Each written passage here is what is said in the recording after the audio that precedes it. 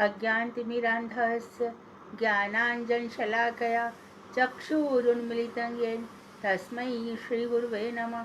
नमो महावदन्याय कृष्णप्रेमप्रदायते कृष्णाय कृष्णचैतन्य नाम्ने गौरतुषे नमः। हे कृष्ण करुणा सिंधु दीनबंधो जगतपते गोपेश गोपिकाकांत राधा कांत नमोस्तुते। तप्त कांचन गौरांगी राधे वृंदावनेश्वरी वृषभानुसुते देवी प्रणमामि हरिसुते। तवैवास्मि ना जीवामि त्वया विना इति विज्ञाय राधिके नय मां चरणान्तिके। गुरवे गौरचन्द्राय राधिकाय तदालये कृष्णाय कृष्णभक्ताय तद्भक्ताय नमो नमः। वाञ्छाकल्पतरुश्च कृपा सिन्धुभ्येव च पतितानां पावनेभ्यो वैष्णवेभ्यो नमो नमः। श्री कृष्ण चैतन्य प्रभु श्री अद्वैत गदाधर शिवासादि श्री गौर भक्त वृंद। कृष्ण कृष्ण कृष्ण हरे हरे हरे राम राम राम हरे हरे। मैं सर्वप्रथम मदीय गुरु पाद पद्म परमाराध्यतम परमहंसवर रूपानुगाचार्यवर प्रातः स्मरणीय जगत वंदनीय ओम विष्णुपाद अष्टोत्तर शत श्रीमद् भक्ति वेदांत श्री नारायण गोसाई महाराज के चरण सुमन में कोटि कोटि दंडवत प्रणाम कर उनकी अहेतु की कृपा की प्रार्थना करती हूँ। तत्पश्चात परमाराध्यतम नित्य लीला प्रविष्ट ओम विष्णुपाद अष्टोत्तर शत श्रीमद् भक्ति वेदांत श्री वामन गोसाई महाराज के अभयद चरण कमलों में कोटि कोटि दंडवत प्रणाम कर उनकी अहेतु की कृपा की भिक्षा करती हूँ। उसके पश्चात ग्रंथराज जैवधर्म तदीय रचयिता सच्चिदानंद श्री भक्तिविनोद ठाकुर के चरण कमलों में मेरा बार बार दंडवत प्रणाम हो। इसके पश्चात उपस्थित सभी श्रोता मंडली वैष्णव वैष्णवियों को मेरा यथा योग्य वंदन अभिवादन। हम पढ़ रहे थे कि मनुष्य का स्वभाव कैसे बन जाता है और उसके हिसाब से मनुष्य क्रियाएं करता है। किसी की क्रियाओं का फल जो करता है उसी को मिलता है, लेकिन जब व्यक्ति एक स्टेज पर पहुंच जाता है उसका भजन इतना अधिक बढ़ जाता है, बहुत अधिक बढ़ जाता है, तो फिर भगवान उसके द्वारा यदि कुछ काम हो जाए तो उसके फल को बांट देते हैं। और इसके लिए हमने उस दिन एग्जाम्पल पढ़े थे कि कई महात्मा अपने समय में बहुत भजन करते हैं, बहुत भजन, और वो किसी का दिया हुआ कुछ भी नहीं लेते हैं, यथा लाभ जितना मिल जाए उसी से अपना गुजर करते हैं, कोई इच्छा भी नहीं रखते। और तो उनका जो हिसाब का, जो उनके भाग्य का जो कुछ भी है वो उनके शिष्यों में बट जाता है। और यदि घर का कोई व्यक्ति है तो वो उसका पुत्रों में बट जाता है। कभी कभी ऐसा होता है कि पिता के पास कुछ नहीं होता और बच्चों के पास बहुत कुछ हो जाता है, और कभी कभी ऐसा होता है कि पिता के सब कुछ होता है लेकिन बच्चे सब कुछ बर्बाद कर देते हैं। पूत सपूत तो का धन संचय और पूत कपूत तो का धन संचय। तो मनुष्य ऐसी क्रियाएं क्यों करता है? अपने स्वभाव के कारण। ये स्वभाव किससे बनता है? इच्छाओं से। इच्छा उसकी स्वभाव बना देती है। तो आगे बहुत सारी बातें इसमें बताएंगे। प्रश्न यहाँ पर आया 9वां अध्याय पेज 151। प्रवृत्ति जो क्रिया की चेष्टा है, दिगंबर पूछ रहे हैं ये कहाँ से आती है? तो अजय दास बोले पूर्व कर्म जन्य, जो पिछले जन्मों में कर्म किए हैं उन संस्कारों से प्रवृत्ति आती है ना। प्रवृत्ति कुछ भी हो सकती है। कोई हिंसक हो जाता है, कोई बड़ा दयालु हो जाता है, कोई झट से किसी को जवाब दे देता है, कोई सुनकर के मौन में रख लेता है। तो बहुत प्रकार के स्वभाव हो जाते हैं जिनका भौतिक संबंध, और भी उन्होंने बताया, बहुत गहरी बात कह रहे हैं, जिनको संसार से ज्यादा रिलेशन है, जो संसार में बहुत ज्यादा डूब गए हैं, वे भौतिक ज्ञान और भौतिक ज्ञान से उत्पन्न शिल्प आदि कार्यों में उतने ही निपुण होते हैं।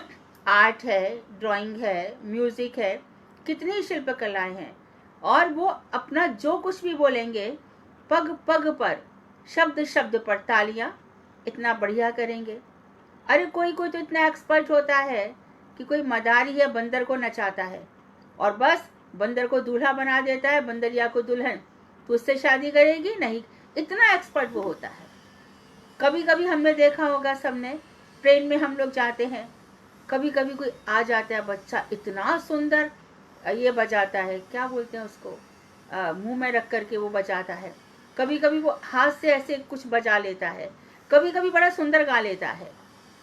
ये देखिए, एक तरफ संस्कार है कि वो बहुत ही अच्छा कर रहा है, और दूसरी तरफ क्या संस्कार है कि फिर भी गली गली में भिक्षा कर रहा है। ये देखना पड़ेगा। वे जो कुछ निर्माण करते हैं वे सब वैष्णवों की कृष्ण सेवा का उपकरण बनकर उनका उपकार करते हैं। इस विषय में वैष्णवों की पृथक सेवा करने की कोई भी आवश्यकता नहीं होती। आगे क्लियर कर रहे हैं, देखो बढ़ई आदि कारीगर धन उपार्जन करने की कामना से सिंहासन इत्यादि बनाते हैं और ग्रस्त वैष्णव उसी सिंहासन पर श्री विग्रह की स्थापना करते हैं। शहद की मक्खियां अपनी अपनी प्रवृत्ति के अनुसार शहद इकट्ठा करती हैं। उसी शहद को भक्तजन भगवान की सेवा में निवेदन करते हैं। संसार में सभी परमार्थ के लिए ही कर्म नहीं करते, बल्कि वे भिन्न भिन्न प्रवृत्तियों द्वारा चालित होकर कर्म में प्रवृत्त हो जाते हैं। मनुष्यों की प्रवृत्तियां ऊंच नीच के भेद से नाना प्रकार की होती हैं। अब उन्होंने ये बताया कि भौतिक ज्ञान और भौतिक ज्ञान से उत्पन्न शिल्प आदि कार्यों में वो उतने ही निपुण होते हैं। अच्छा, वे जो कुछ भी बनाते हैं तो वह सब वैष्णवों की कृष्ण सेवा का उपकरण बनकर उनको उपकार करते हैं। तो जैसे बहुत बड़े वैष्णव हैं, मंदिर है, मंदिर में सिंहासन आ गया और वो सिंहासन बढ़ई ने बनाया। बढ़ई की बिल्कुल भी इच्छा नहीं है कि उसमें से मैं भक्ति करूं। बढ़ई की ये तो इच्छा है कि भगवान के लिए सिंहासन बन रहा है, लेकिन साथ में ये भी इच्छा है कि उसको उसका पूरा धन मिलेगा, और दूसरे किसी ने यह सिंहासन पसंद किया तो उसको और भी ऑफर्स आएंगे। तो वह सब वैष्णवों की कृष्ण सेवा का उपकरण मानकर उनका उपकार कर देते हैं। वैष्णव लोगों को चाहिए सिंहासन, तो इस तरह से कहीं ना कहीं ये जो बढ़ई है वो वैष्णवों का उपकारी बन जाता है।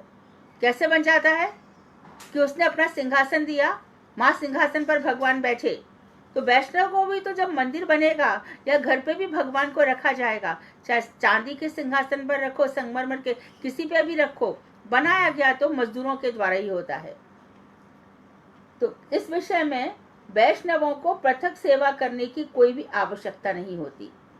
फिर खुद ही आगे बता रहे हैं, बड़े आदि कारीगर धन उपार्जन करने की कामना से, जैसे हमने बताया कमाई के हिसाब से, धन की कमाई के हिसाब से वो ये बनाते हैं सिंहासन, और ग्रस्त वैष्णव उसमें श्री विग्रह को बैठाते हैं। एक एग्जाम्पल उन्होंने ये दिया। दूसरा एग्जाम्पल है शहद की मक्खियां। उनकी आदत है, मक्खी है तो मधु संचय करेगी ही करेगी।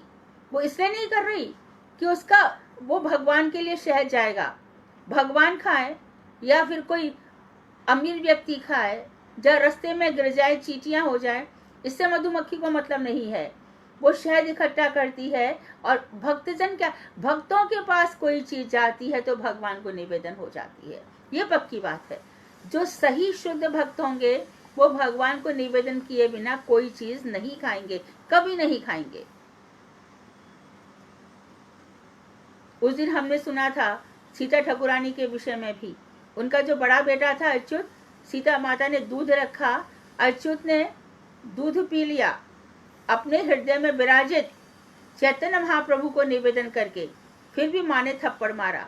वो थप्पड़ के चिन्ह काफी दिनों तक उनके गाल पर बने रहे, और जब महाप्रभु जी से पूछा गया तो महाप्रभु जी ने कहा, हाँ मैंने दूध पिया था। तो यदि कोई ये समझ ले कि हमने मानसिक सेवा से अर्पण कर दिया तो अब हमें जरूरत नहीं है वहां जाने की, तो जब गुरु जी के सामने ये प्रसंग उठाया गया तो गुरुदेव ने यह उत्तर दिया था, तुम लोग भी तो ऐसे ही करो, मन से ही खा लो, मन से ही कमा लो, मन से ही सब कुछ कर लो। हमारी बंबई में हमारे ही सामने की बात है। तो कोई ये ना समझ ले कि मन से निवेदन कर दिया तो सब कुछ हो गया। यदि श्री विग्रह घर में आकर बैठे हैं और वो मौन भाव से बैठे हैं, मौन होकर हमारी सारी गतिविधियों को देख रहे हैं, सब कुछ देख रहे हैं, तो ऐसा कभी भी नहीं हो सकता कि हम बैठे हैं यहाँ पर, हम बस डाइनिंग टेबल पर बैठ गए, ला करके खाना दे दिया, भगवान खा लो, आओ भगवान खा लो। ऐसा नहीं है, ऐसा कभी भी नहीं है। तो यहाँ पे बता रहे हैं कि बड़ा ही उपकार कर देता है वैष्णवों का सिंहासन पर बैठकर। इसी प्रकार से मधुमक्खी का जो शहद भगवान की सेवा में चला गया, तो मधुमक्खी भी वैष्णवों की उपकारी बन जाती है। भक्तजन भगवान की सेवा में निवेदन करते हैं। तो संसार में सभी परमार्थ के लिए, तो ये सब कर्म परमार्थ के लिए नहीं है, भगवान के लिए नहीं है, बल्कि भिन्न भिन्न प्रवृत्तियों द्वारा चालित होकर ये कर्म प्रवृत्त होते हैं। तो सबका अपना अपना काम है भाई। बड़ा ही देखो हर व्यक्ति उसी जॉब को चुनता है जिसमें उसकी रुचि होती है। कोई कोई तो पिताजी के द्वारा परंपरा से चला हुआ काम को चुन लेता है, और कोई कोई मेरे पिताजी को इसमें से कुछ नहीं मिला, क्या मैं जिंदगी भर खाटी बुनता रहूंगा, क्या मैं जिंदगी भर खेती ही करता रहूंगा। तो किसानों के और बड़े इत्यादि के बच्चे सोचते हैं हम पढ़ लिख कर जाएंगे और हम ऐसा बन जाएंगे। तो मनुष्यों की प्रवृत्तियां ऊंच नीच के भेद से नाना प्रकार की होती है। यहाँ पर साफ ये कह देना चाह रहे हैं कि जो मनुष्य का स्वभाव है और जो क्रियाएं हैं, कोई व्यक्ति ऊंचे कामों में लग जाता है और कोई व्यक्ति निम्न कार्यों में। क्यों? कई जन्मों से संस्कार बने आ रहे हैं। एक चीज और है कि कई जन्मों से भजन करते करते करते अभी भजन पूर्ण ही नहीं हो रहा है, अभी अपनी कुछ इच्छाएं बाकी है, अभी षडंग शरणागति नहीं हुई है। भगवानी मेरे हैं, भगवानी मेरे रक्षक हैं, भगवानी जो पहला स्टेप है साधु श्रद्धा वाला, वो अभी। लेकिन क्या हुआ समझो कि एक बार श्रद्धा बहुत हो गई, उसके हिसाब से भजन भी बढ़ गया। भजन बढ़ते बढ़ते एक बार ऐसा हो गया कि हमारा प्रेम बढ़ गया। प्रेम बढ़ते बढ़ते कहीं पे ऐसी सुकृति बन गई कि हमने वृंदावन में जन्म ले लिया। कई ऐसी सुकृति बन गई कि श्रीपाद रूप गोस्वामी का नाम सुन लिया अथवा राधा जी का नाम सुन लिया। तो अब जो जन्म टू जन्म है, ऐसे व्यक्ति को क्या कहते हैं? आजान सिद्ध। पिछले जन्म में उसकी ऊंचाई वहां तक नहीं पहुंची थी, इसलिए वहां जड़ भरत का उदाहरण दिया जाता है। देखो भाई, इतनी आसक्ति भगवान के नाम में हो गई थी कि अपना घर बार छोड़ आए थे, वो आकर के पुलह आश्रम में रह रहे थे। उस आसक्ति में भी यहाँ पे और 2-3 बात नोट करने लायक है। उस आसक्ति में भी देखा कि जो मृगी है, हिरनी है, वो जैसी आवाज सुनी शेर की या किसी भयंकर आवाज सुनी उसने, तो उसका गर्भ गिर गया और इन्होंने उसको बचा लिया जब वो फलांग रही थी। उसके बाद उनको कुछ पिछले जन्म की याद रह गई। भरत जी मृग अवस्था में भी पिछले जन्मों का चिंतन करते रहते थे, क्योंकि जितने समय उन्होंने उसको पाला पोसा, आसक्ति रही, उतने ही समय तक उनका मृग शरीर रहा। और बाद में फिर उन्होंने कहा कि संसार में अच्छा तो बनना ही नहीं है। घर में रहे, माता पिता कहते थे ओम भूर्भुवः स्वः बोलो, तो वो कहते थे क्या? स्व है ओम, जानबूझ करके ऐसा कहते थे। अरे बेटा प्रसाद खा रहे हो, हाथ तो धो लो। प्रसाद खा के हाथ धो लूंगा। जो काम आगे पीछे करना था उन्होंने बहुत सिखाया, तीनों व्याहृतियां सिखाई, गायत्री मंत्र की उन्होंने कुछ नहीं सीखा। जब भाभी ने घर से निकाला तो उन्होंने क्या किया? जैसे थे वैसे रहे, कभी भी अपनी विद्वता से किसी को इम्प्रेस करने की कोशिश नहीं की। और जब काली देवी के पास उनका बलि दी जा रही थी, तो ये सब कहानियां हैं। उसके बाद जब रघुगण, राजा रघुगण जो है उसकी पालकी में लग गए और फलांग फला के चलने लगे, तो रघुगण ने उनको खूब गालियां दी, इतना मोटा है, तू चल नहीं सकता ठीक से, इतना हृष्ट पुष्ट है। तो उन्होंने जैसी बातें राजा रघुगण ने कही वैसी बातें उसको खूब सुनाया। तो birth to birth, death birth death, तो कितना हमारा प्रोग्रेस हो गया। और प्रोग्रेस में सबसे बड़ी रुकावट कौन है? प्रहलाद जी के अनुसार, प्रहलाद देखो ज्ञानी भक्त हैं, प्रहलाद उतनी सेवा नहीं कर पा रहे हैं, प्रहलाद ज्ञानी है। भगवान नरसिंहदेव आए और नरसिंहदेव प्रकट हुए, प्रकट होकर के सब मारना वारना सबको हो गया। तो प्रहलाद जी ने ऐसा थोड़ी कहा आप थोड़ी देर बैठ जाओ, आप थक गए होंगे। ये रस है, ये रस है, ये ज्ञान में नहीं आता। लेकिन प्रहलाद ज्ञानी है, जानते तो है कि भगवान सब कुछ है, सब कुछ होते हुए भी ऐश्वर्य भाव है ना। ऐसे हम लोग घर में भी करते हैं, अरे भगवान को तो सब कुछ पता है, तो हम लोग फिर ज्ञान की तरफ बढ़ जाते हैं। लेकिन भगवान बैठो, हनुमान जी कभी कर सकते थे? उनका तो दास से चुटकी बजा तो बजाते ही रहेंगे। इसलिए श्रेष्ठता के तारतम्य हो जाते हैं गुणों के कारण। यही फिर बर्थ टू बर्थ चलता है। आज इस जन्म में मुझे श्रीमद् भागवत पढ़ना है, मैं बताती हूँ, श्रीमद् भागवत पढ़ना है, ठीक है, मैंने भागवत में डॉक्टरेट की, ठीक है। जब देखो, जब गुरुदेव एक ही बात बोलते थे, बेटी ये जो गीता प्रेस गोरखपुर का ग्रंथ है, ये मायावादियों का ग्रंथ है, इसमें मायावाद का असर है। अब ये मायावाद क्या है, इसको समझना इतना आसान है। ब्रह्म ने क्या किया? ब्रह्म ने माया को स्वीकार किया, जीव बन गया, और जीव ही जब माया से अलग हट जाता है तो ब्रह्म बन जाता है। तो मैं हमेशा सोचती थी, तो फिर ब्रह्म इतने सारे कहां से आ गए? इतने जीव, इतने सारे ब्रह्म, तो यही तो मायावाद है। बहुत मुश्किल है इसको समझना। विवर्तवाद, मायावाद, विवर्तवाद। विवर्त मतलब क्या? जो वर्तमान है, मौजूद है, उससे दूर चले गए। अर्थात रस्सी है, उसको सांप समझ लिया, सांप कहीं तो था, तभी तो सांप का माइंड में बात आया। ये सब विवर्तवाद है। तो हम लोग कंफ्यूज हो जाते हैं। भक्ति के मार्ग में जितना कंफ्यूजन है उतना किसी मार्ग में नहीं है। चलते चलते कॉन्सेप्ट्स बिगड़ने लगते हैं। किसी एक व्यक्ति को हम सफल देख लेते हैं भक्ति के मार्ग में बहुत जल्दी, तो फिर हमको डिप्रेशन आता है, हमारा क्यों नहीं हो रहा? उनका तो इतना नाम हो रहा है, इतना अच्छा प्रवचन करते हैं, हम तो एक तरफ पड़े, हम भी तो भक्ति कर रहे हैं। हम ये भूल जाते हैं कि उसके कई जन्मों से ऐसा हो रहा था, हमारा भी अगला जन्म वही तैयार है।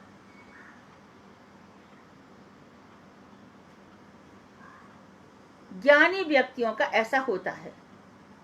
तो जन्म टू जन्म, इसलिए तो कहते हैं कि देखो श्री कृष्ण का जो सच्चिदानंद स्वरूप है, सत्य चित्त और आनंद।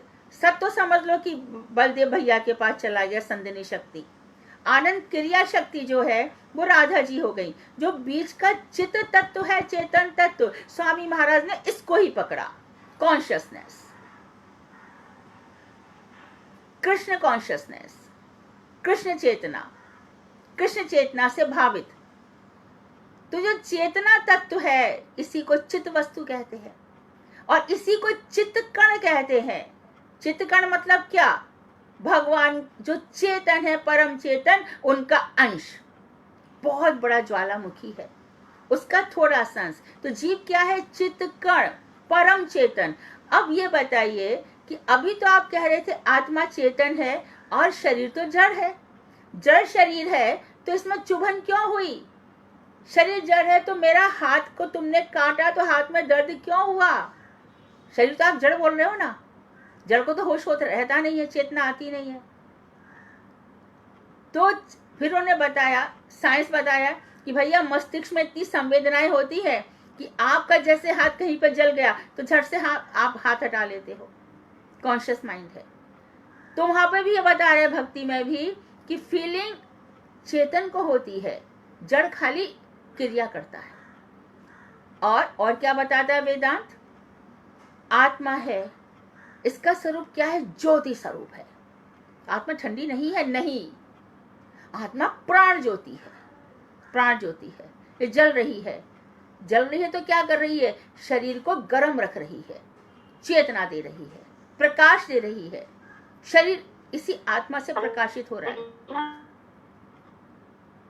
शरीर इसी आत्मा से प्रकाशित हो रहा है। लेकिन कभी हम देखते शरीर ठंडा हो गया, फटाफट जरा चेक करो तो पता चला कि उसके अंदर आत्मा और प्राण निकल गए हैं। तो जो शरीर को जीवंत रख रहे थे वो प्राण ज्योति निकल गई है और शरीर ठंडा हो गया। तो शरीर का प्राण के साथ कितना रिलेशन है?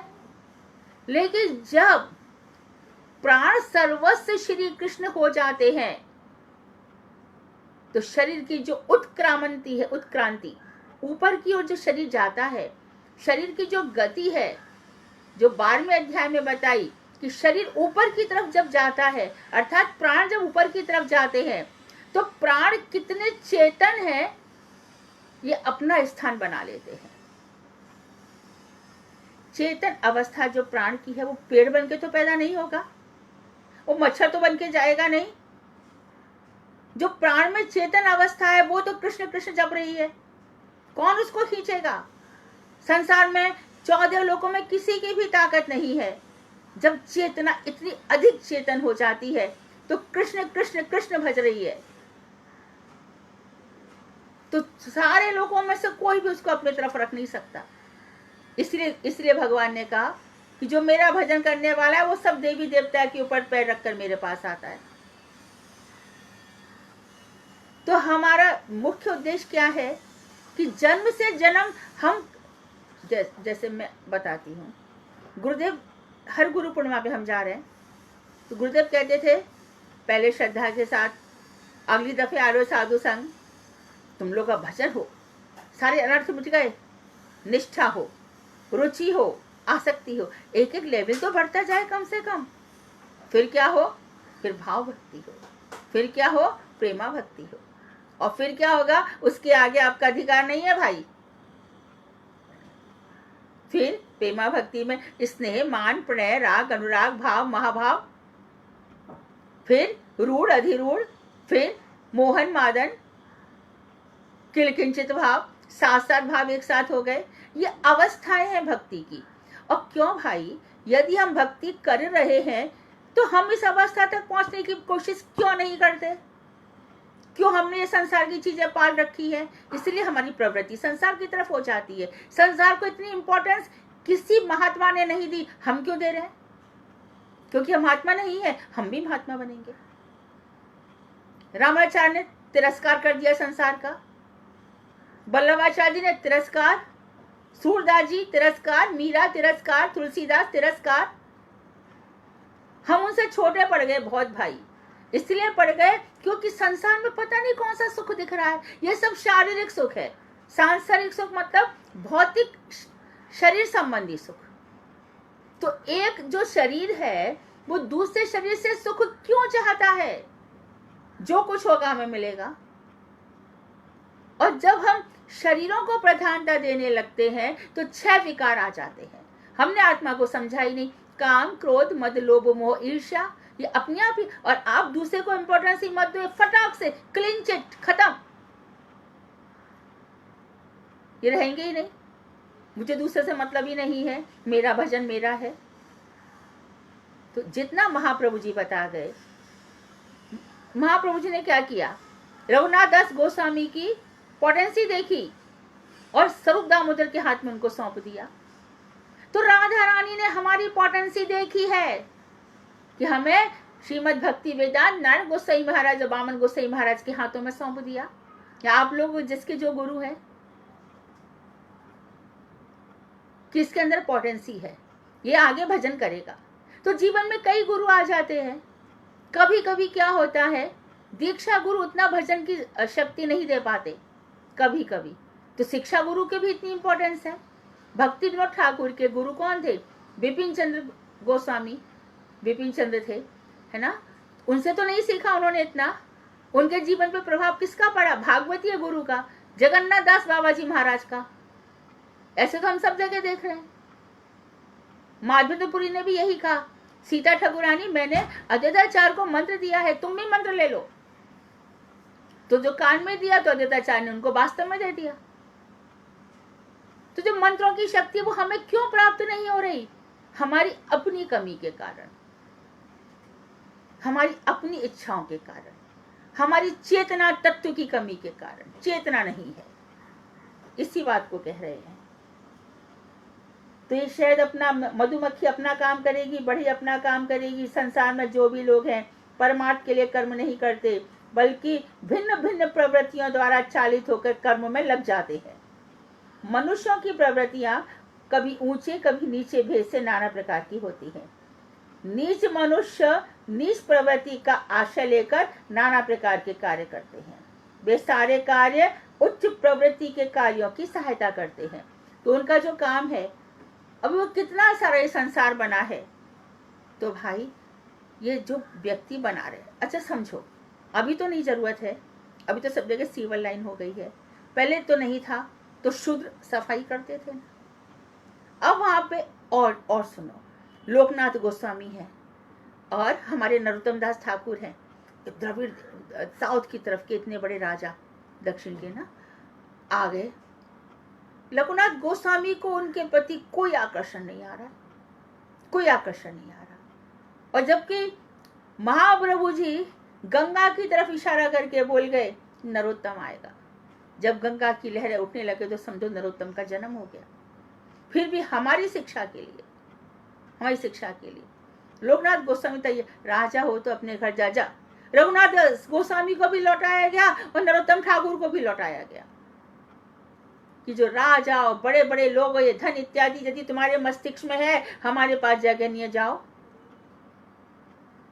तुलसीदास भी बोले, दारा सुत लक्ष्मी पापी के भी होए, पत्नी बेटा बेटी और लक्ष्मी पापी क्या भी मिल जाएगी। ये लक्ष्मी भी दो प्रकार की है जी। एक तो चंचला है जो समुद्र से निकली है, एक कल्प में वो भृगु ऋषि की भी बेटी है। और जो नित्य लक्ष्मी है वो तो भगवान विष्णु के चरण छोड़ करके कहाँ जाएंगी, वो थोड़ी चंचला है। उनका चित्त भगवान विष्णु से थोड़ी अलग होता है।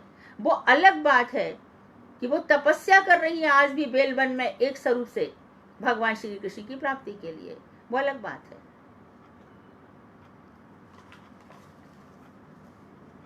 तो कई योनियां होती है। तो व्यक्ति, जब मैं नरोत्तम ठाकुर की बात कर रही थी, तो कहां तक पहुंच गए थे वो कि जहां जहां लोकनाथ गोस्वामी शौच करते वो जाकर के सफाई करते, तो भी रीझे नहीं, तो भी रीझे नहीं। रीझे किससे?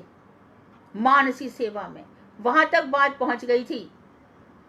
क्या सोच रहे हैं लोकनाथ गोस्वामी कि मैंने भगवान को सबसे पहले मुकुट लगा दिया, फिर मैं हार पहना रहा हूं और हार जा नहीं रहा है, मुकुट में अड़ रहा है। नरोत्तम ठाकुर का भजन यहां तक पहुंच गया। क्या बोले? गुरुदेव आप पहले मुकुट उतारिए, उसके बाद माला पहनाइए। तो चित्त बल चेतना कहां तक पहुंच गई। तो नरोत्तम ठाकुर ने जो काम किया वो ये समझ के थोड़ी किया है कि वो शुद्र हैं। मैं अपने गुरु को प्रसन्न कैसे करूं, काम वही है। तो कभी कभी क्या होता है कि कोई व्यक्ति ऊंचा नीचा काम करता है तो वैष्णवों के लिए सहायक बन जाता है। मानो एक बहुत ही कामी पुरुष ने एक बहुत बड़ा घर बना दिया या मठ बना दिया, लेकिन वहां वैष्णव रह गए। वैष्णव का ऐसा थोड़ी है कि मैं किसी से घर नहीं बनवाऊंगा, मैं अपने आप ही घर बना के वहां पे रहूंगा। तो ऐसे कोई ना कोई प्रकार से वैष्णवों के उपकार हो ही जाया करते हैं। तो जो मनुष्य नीच प्रवृत्ति का आश्रय लेकर बहुत प्रकार के कार्य करते हैं, वे सारे कार्य उच्च प्रवृत्ति के कार्यों की सहायता करते हैं। तो इस प्रकार श्रेणी विभाग से जगत चक्र बड़ी सुंदरता से चल रहा है। तो कोई लोग कहते हैं ना, सभी लोग ऐसे क्यों नहीं हो जाते, सभी लोग अच्छे क्यों नहीं हो जाते हैं? नहीं हो सकते, नहीं हो सकते। कितना भी मना करो ऐसा नहीं करना है, कितना भी मना करो ऐसा नहीं करना है, वो सुनेगा नहीं, उसे को भजन नहीं करना है। बॉम्बे का एक बहुत फेमस डॉक्टर है, हमने उससे कहा कि देखो कुत्ता मत पालो आपके घर में, ये ठीक नहीं है। क्यों? मैं कहा हमारे शास्त्रों में लिखा है कि जो तुम्हारे यहाँ पलेगा उसी में आसक्ति हो जाएगी, वही जन्म लेना पड़ेगा। तो क्या हुआ, कुत्ता बन गया। कुत्ता बहुत वफादार होता है, मुझे कुत्ता बनने में ऑब्जेक्शन नहीं है। देखो अच्छा खासा डॉक्टर बना, कंबाला हिल हॉस्पिटल में आईसीयू डिपार्टमेंट में, ये उसके शब्द।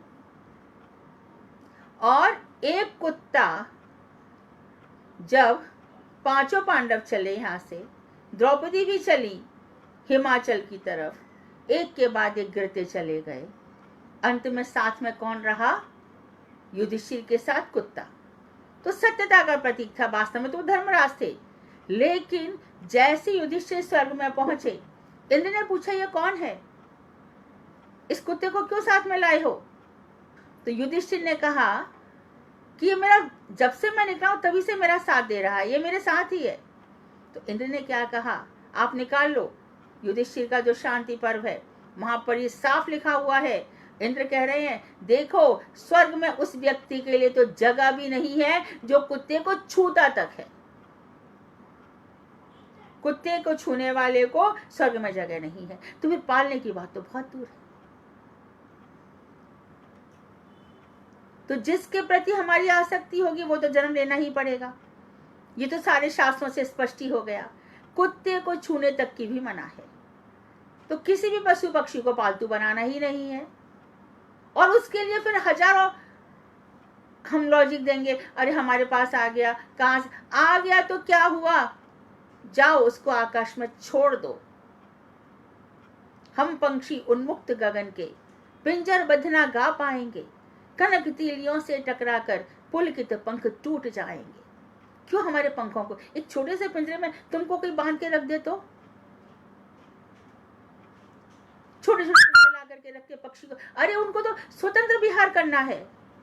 क्या मालूम उसकी पिछले जन्म में इच्छा रही होगी कि मैं स्वतंत्र विहार करूं, और हमने उसको बांध दिया।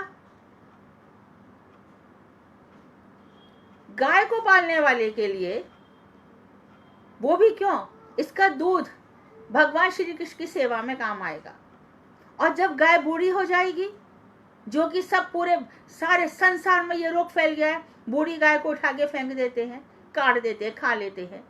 माँ बूढ़ी होती है, कोई इसको फेंकता क्या?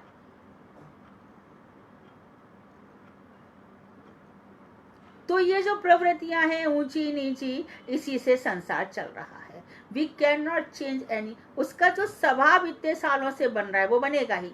और एक प्रमाण देखो, ब्रह्मा जी से जब सृष्टि की बात हुई तो भगवान ने कहा ठीक है ब्रह्मा सृष्टि करो।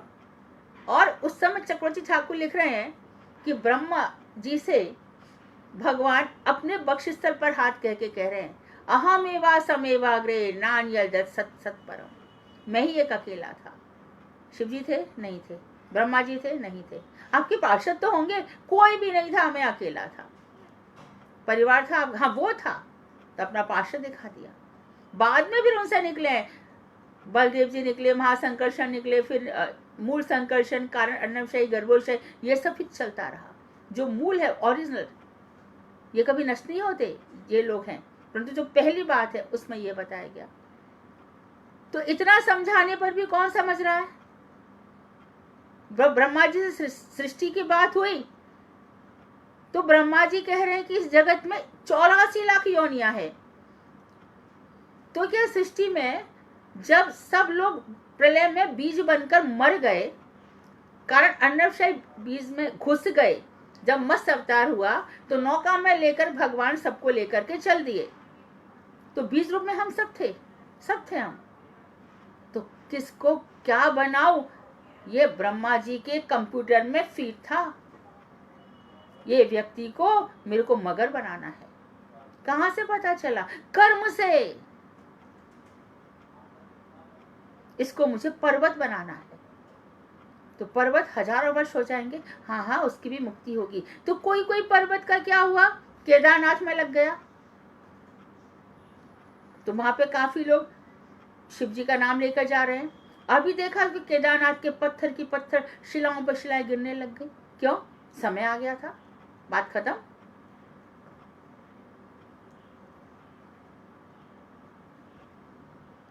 तो सारी की सारी सृष्टि इन लोगों से भर गई।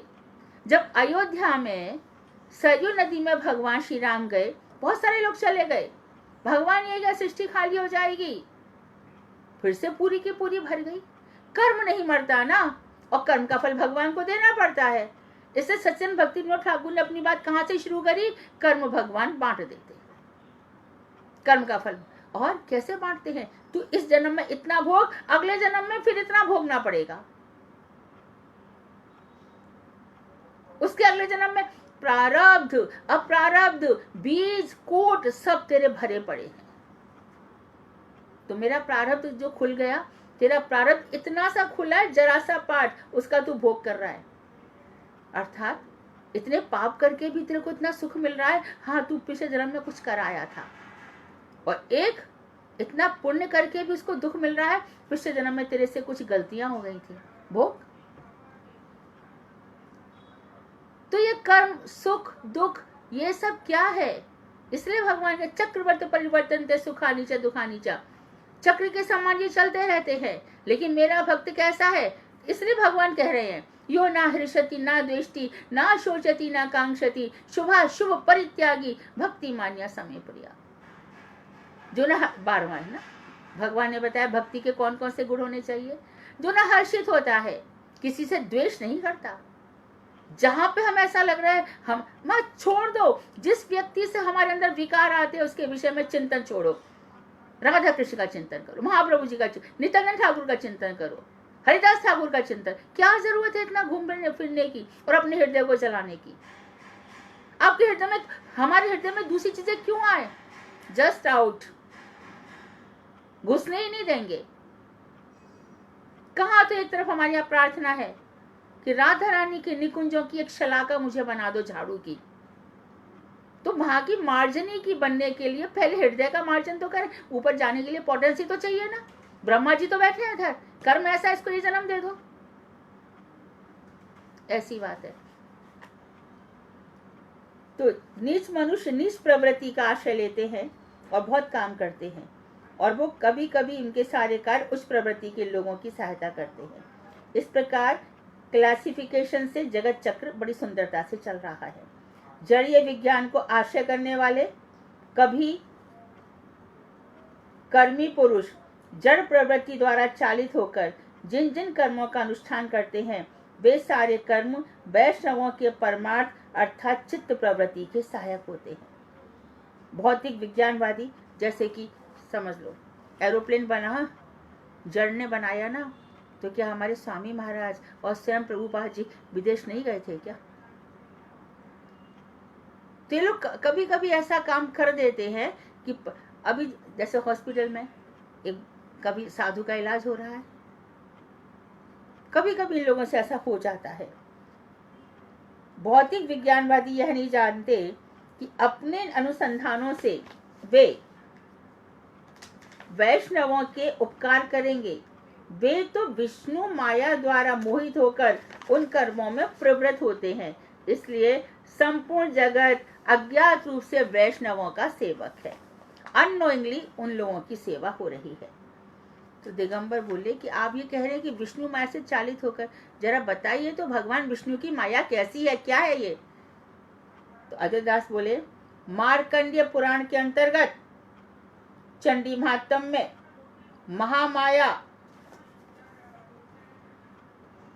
महामाया हरे हे शक्तिर्यया सम्मोहितम जगत इत्यादि बातें जिनके संबंध में कही गई है, वे ही विष्णु माया है। हरि की महामाया जिससे यह संसार चल रहा है। देखो भाई, ध्यान दो, माया, महामाया, कात्यायनी महादेवी की उपासना तो हमारी गोपियों ने भी की।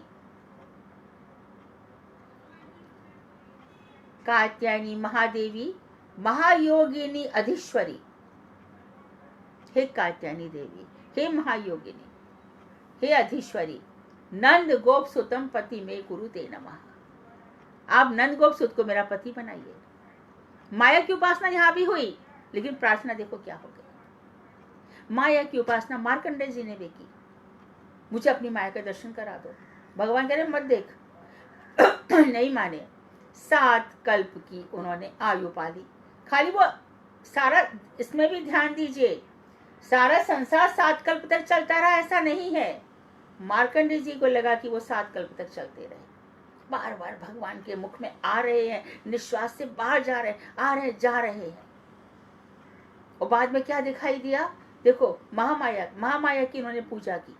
हाँ, बाद में उन्होंने देखा कि बट का जो पत्ता है उसमें एक दौना है और अंगूठे पीते हुए बालम मुकुंदम मन करार विंदेन पादार विंदम मुखार विंदम विनिवेशयंतम। करार विंदन हाथ पैर, और पैर का अंगूठा उन्होंने अपने मुख में डाल रखा है। बटस्य पत्रस्य मुखे शयानम, बटस्य पत्रस्य मुखे शयानम बालम मुकुंदम मनसा स्मरामि। मैं बाल मुकुंद का ध्यान करता हूं। तो ये संसार की माया है, ये चल रही है, लेकिन मार्कंडेय पुराण में यह बतलाया गया है कि किस तरह से उन्होंने भगवान के दर्शन किए। तो इनके संबंध में बता रहे हैं कि ये जो विष्णु की माया है ये सबको चला रही है। उमा दारू जो सित की नाई सब ही नचावत राम गुसाई। शंकर जी क्या करते हैं, उनकी एक बड़ी अच्छी आदत है। पार्वती जी सारी कथाएं कहते रहते हैं। ओ माँ कहूँ मैं चरित्र सुहावन। देखो राम का चित्र कितना सुहावना, मैं तुमको बतलाता हूँ। देखो कृष्ण का चरित्र कैसा सुहावना, मैं तुम्हें बतलाता हूँ। और क्या कहते हैं, पार्वती देखो मैं राधा जी की कैसे उपासना करता हूँ। मुनीन्द्र वृंद वंदित त्रिलोक शोक हारिणी। ये शंकर जी उपासना कर रहे हैं। और हम इतने बड़े हो गए, महामूर्ख हैं हम, इन सब बातों को छोड़ करके I don't think so, this is my beyond my understanding. फालतू की बातें, फालतू की चर्चा करके। अरे भगवान से प्रीति करो, कैसा ज्ञान का दरवाजा खुल जाता है। पूरी सारी की सारे रहस्य सब समझ में आ जाते हैं। भगवान सब व्यवस्था करते हैं। तो ये विष्णु माया है। और ये क्या करती है, महामाया हरे। भगवान की महामाया ने क्या कर रखा है, सारे जगत को सम्मोहित कर रखा है। तो दिगंबर बोले और जिन्हें हम मां निस्तारणी कहते हैं, पाल लगाने वाली, वे कौन है? अजय दास बोले वे विष्णु माया है। तो दिगंबर बोले, अपनी तंत्र की पुस्तक खोलकर दिखाते दिगंबर, यह देखो मेरी माँ चैतन्य रूपणी इच्छामयी त्रिगुणातीता और त्रिगुण धारिणी के रूप में कही गई है। देखो बुक में देखो, माँ के लिए कहा है माँ चेतना स्वरूप है, जो इच्छा करती है वही होता है। त्रिगुण सत्व स्तंभ से अतीत है और त्रिगुण धारणी, और उसको धारण भी करते अलग भी है। तुम्हारी विष्णु माया निर्गुणा नहीं है, फिर तुमने मेरी माँ और विष्णु माया को एक कैसे कर दिया?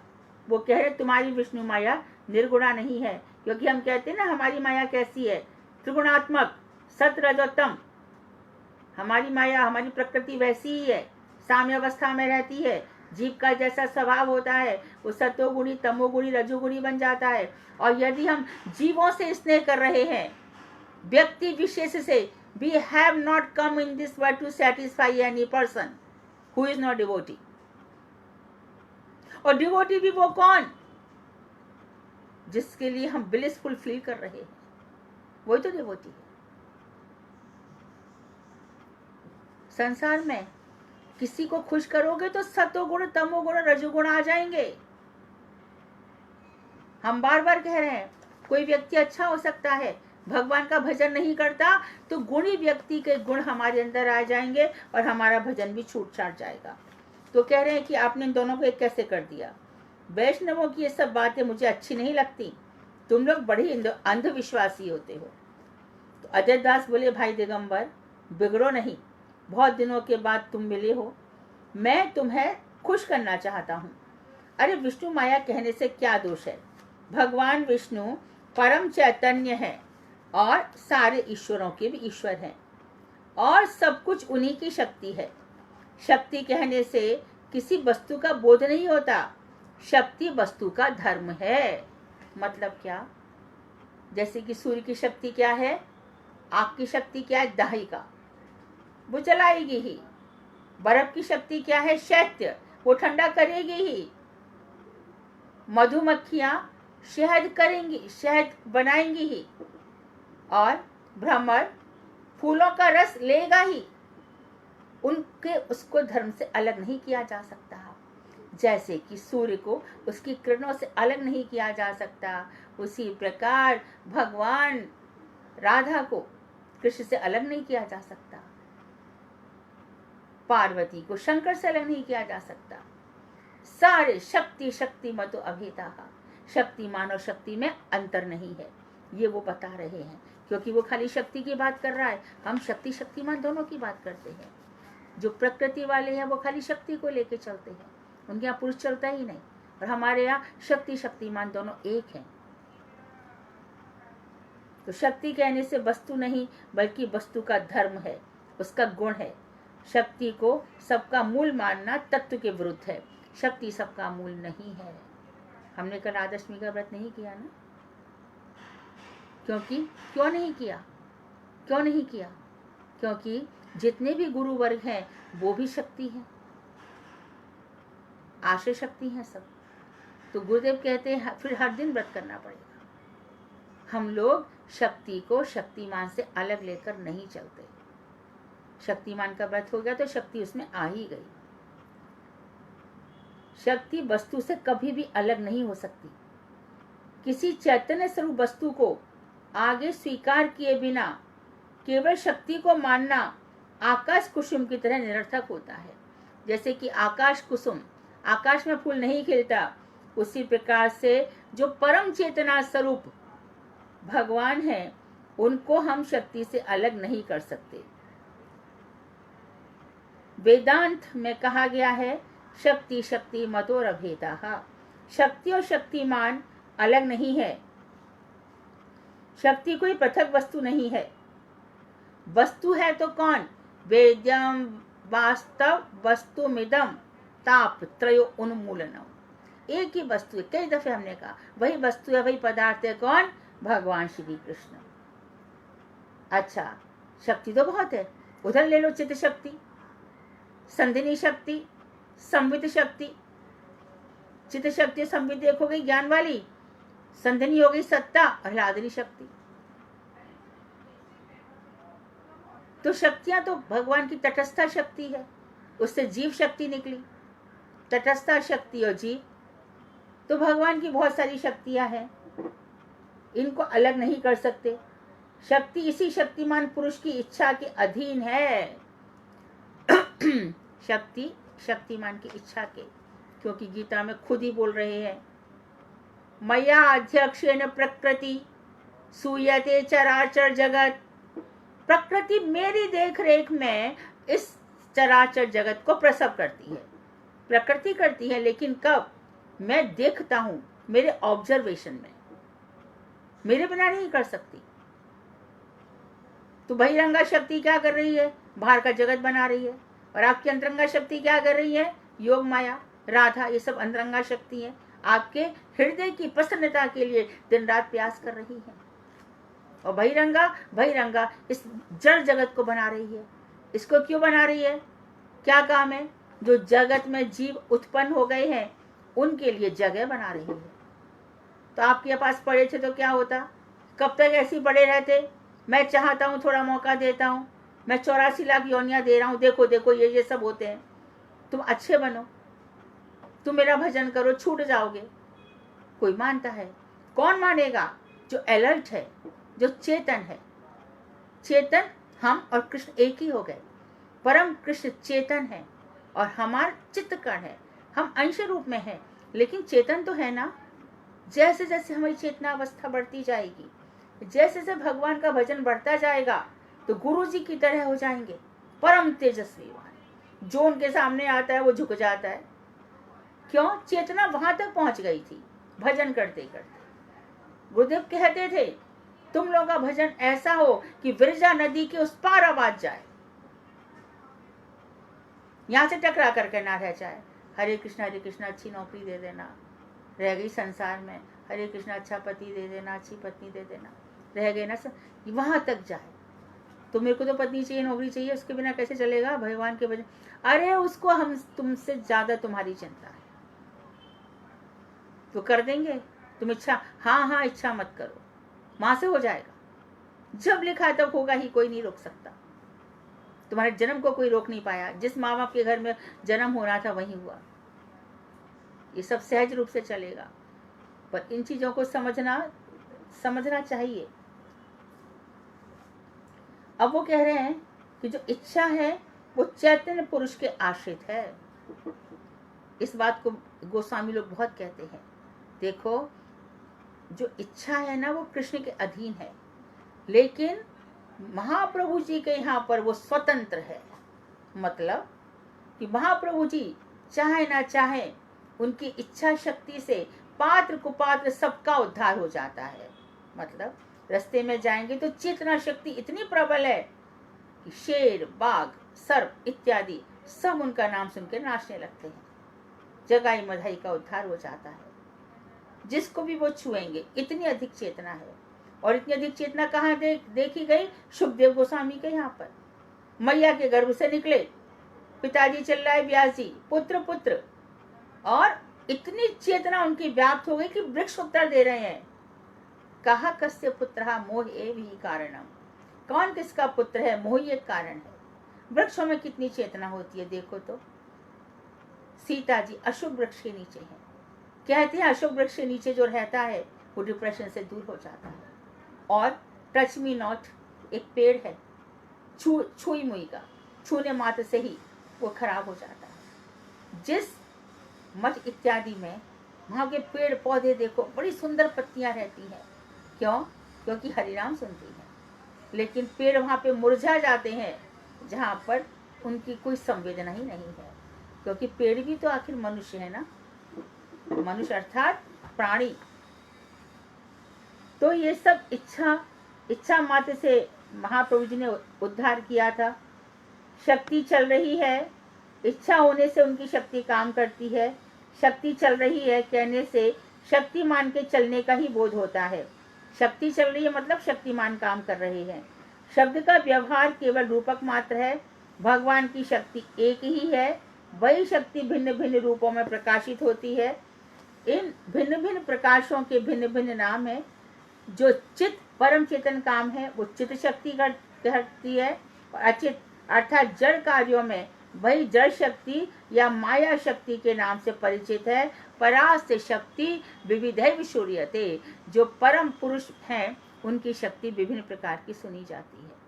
वांछा कल्पतरुभ्यश्च कृपा सिन्धुभ्येव च पतितानां पावनेभ्यो वैष्णवेभ्यो नमो नमः। हाँ, अब आपकी बारी है, पूछिए।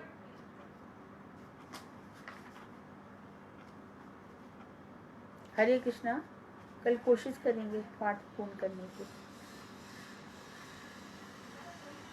हरे कृष्णा दीदी। जय। हाँ, प्रणाम। आज्ञा कीजिए। इच्छा कृष्ण के अधीन है। हाँ, ये वाला बात कुछ अच्छे समझ। जब वो चाहते हैं तभी करते हैं, और उनकी इच्छा है ना ऐसी ही है।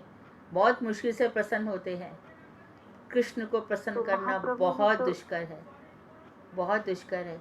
इसलिए राधा जी का भजन कर लो। कृष्ण और राधा दोनों का साथ हो गया तो काम जल्दी हो जाता है।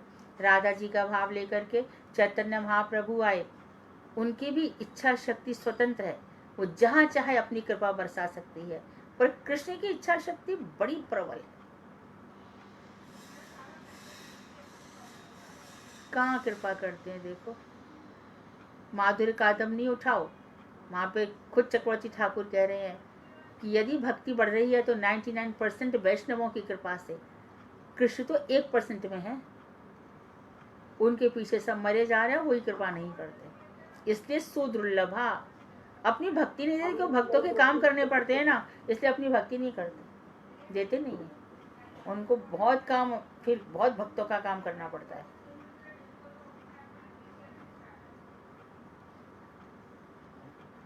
बोलिए और। हरे कृष्णा दीदी। हाँ, नाम काम करेगा, कृष्ण काम करे ना करे, नाम सब काम कर देता है।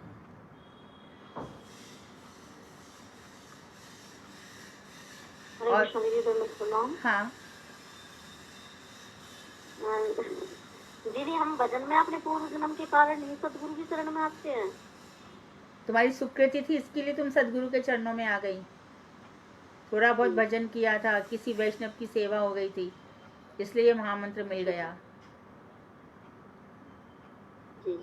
हाँ। और दीदी, ये जैसा कि अब जो हम लोग ज्यादा बार बार बीमार पड़े हैं, और मतलब बीमार, यदि हम बार बार बीमार पड़ते हैं तो इसका कारण हमारा प्रारब्ध है। और क्या, प्रारब्ध है, तभी तो फिर भी मौका मिल रहा है भजन करने का। बार बार बीमार पड़ के भी हम बार बार अच्छे हो रहे हैं। क्यों? क्योंकि अच्युत गोविंद भगवान हम का नाम हमारे मुख से निकल रहा है। नाम में बहुत पावर है। ठीक है जी। हरे कृष्ण दीदी। हरे कृष्ण। हाँ।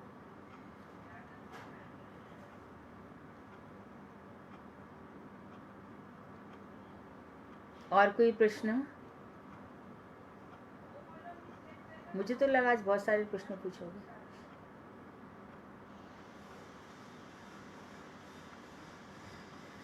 बंद कर दूं? वांछा कल्पतरुवैश्य कृपा सिंधु वेवचा पतितानां पावनेभ्यो वैष्णवेभ्यो नमो नमः।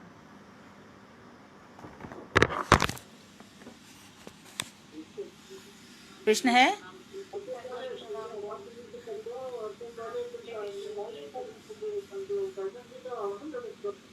मुझे कह रहे हैं कुछ? हरे कृष्णा। मुझसे नहीं ना, आपस में बात है, ठीक है।